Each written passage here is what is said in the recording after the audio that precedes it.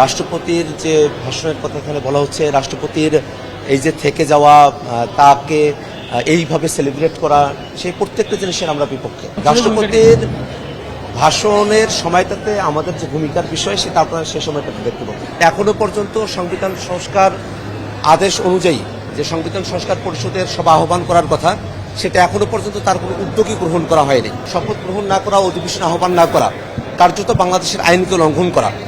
তো যেসব বিএনপির এমপিরা বাংলাদেশের আইনকে লঙ্ঘন করে তারা সংসদে যাচ্ছেন, তারা কতটুকু আইনের প্রতি শ্রদ্ধাশীল থাকবেন, জনগণের প্রতি শ্রদ্ধাশীল থাকবেন, সেটা নিয়েই এক ধরনের প্রশ্ন আমাদের মধ্যে রয়েছে। অধিবেশনও 30 দিনের মধ্যেই আহ্বান করতে হবে।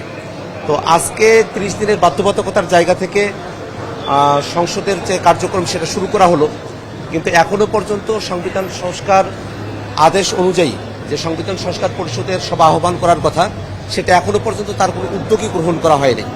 তো এই দুইটা জিনিস কিন্তু শপথ গ্রহণ না করা, অধিবেশন আহ্বান না করা, কার্যত বাংলাদেশের আইনকে লঙ্ঘন করা। তো যেসব বিএনপির এমপিরা বাংলাদেশের আইনকে লঙ্ঘন করে তারা সংসদে যাচ্ছেন, তারা কতটুকু আইনের প্রতি শ্রদ্ধাশীল থাকবেন, জনগণের প্রতি শ্রদ্ধাশীল থাকবেন, সেটা নিয়েই এক ধরনের প্রশ্ন আমাদের মধ্যে রয়েছে।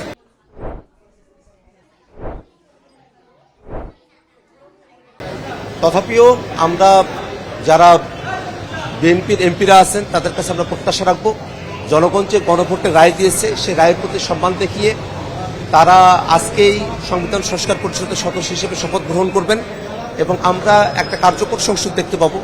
আমরা যে 6 মাসের সময়সীমার মধ্যে সংবিধানের যে পার্টগুলোতে আমরা সংস্কার সাধন করতে চেয়েছিলাম সেগুলো আমরা সম্পূর্ণ করতে পারবো এবং বাংলাদেশ রাষ্ট্রের অন্যান্য যে অংশগুলো রয়েছে সেগুলো নিয়ে আমরা আমাদের কথাটা আরম্ভ করতে পারবো।